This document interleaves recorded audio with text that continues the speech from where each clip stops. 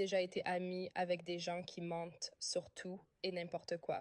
Imaginez qu'ils prétendent avoir le cancer. Honnêtement, je me sens tellement stupide car j'essayais juste de voir le meilleur en elles. Elles semblaient être des gens super sympas quand je les ai rencontrées et j'aurais dû le savoir. Je vais juste les appeler truc un truc 2. Ce sont des jumelles. C'est à peu près tout ce que vous devez savoir pour assembler les pièces. Donc, pour commencer avec eux racontant des mensonges aléatoires, nous avons réservé un voyage au Stampede de Calgary.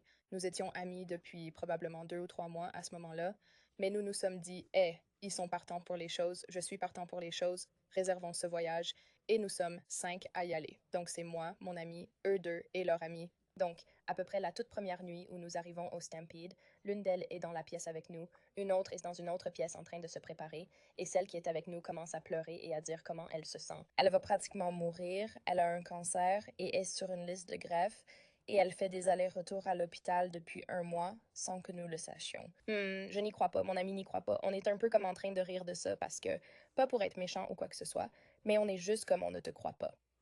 Un peu de contexte qui rend ça personnel pour moi. Cet été, mon grand-père était en train de mourir d'un cancer tout l'été et est décédé en fait 1 mois après que cela se soit produit. Je l'ai regardé mourir tout l'été, donc parler de cancer et faire comme un mensonge à ce sujet est juste quelque chose qui est tellement faux à bien des égards. Mais c'était particulièrement personnel pour moi et mon autre grand-père est mort quand j'étais plus jeune d'un cancer du poumon et on a découvert qu'il avait un cancer du poumon parce qu'il s'était effondré.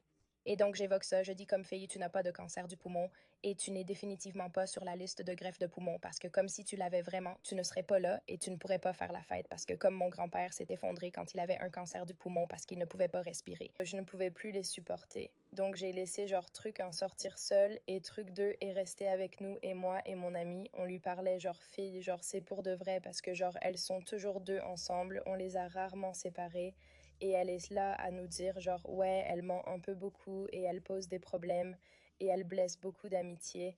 Et donc sa propre sœur nous dit genre cette fille ment et je me fais embarquer dedans. Et puis plus tard dans la nuit, on reçoit un appel de l'ami qui est allé avec truc 1.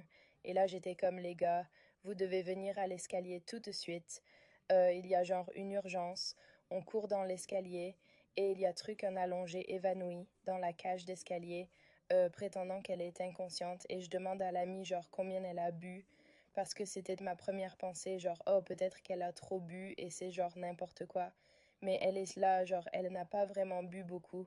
Alors je suis genre, ok, elle a peut-être été droguée, donc quoi qu'il en soit, j'étais genre, c'est comme si on allait appeler le 911, d'accord? Donc je fais bip bip, d'accord, j'appelle et puis elle se réveille magiquement et c'est comme oh, je suis vivante, super dramatique et elle fait un geste genre mon poumon, j'ai besoin de mes médicaments et sa sœur va chercher l'inhalateur de bronchite qu'elles avaient quand elles ont eu la bronchite comme une semaine plus tôt, alors qu'elles toussaient encore toutes les deux bizarrement ce qu'elles essayaient de faire passer pour le cancer du poumon, mais c'était parce qu'elles avaient la bronchite de toute façon. Donc ensuite, elle, alors moi j'ai mis tous les morceaux ensemble et j'étais comme, oh mon Dieu, elle essaye de faire semblant de s'évanouir pour essayer de rendre ça plus crédible parce que c'est ce qui est arrivé à mon grand-père quand il a découvert qu'il avait un cancer du poumon. C'est à ce moment-là que j'ai pensé que ces gens étaient méchants. D'accord. Il est sûr de dire que je n'étais pas amie avec eux après cette expérience et j'ai créé une story privée avec un tas de mes copines proches et j'étais là, allez les filles, prenez ça et honnêtement, c'était comme un message d'intérêt public pour mes amis proches. Ne tombez pas dans ce piège d'amitié parce que ça n'en vaut pas la peine.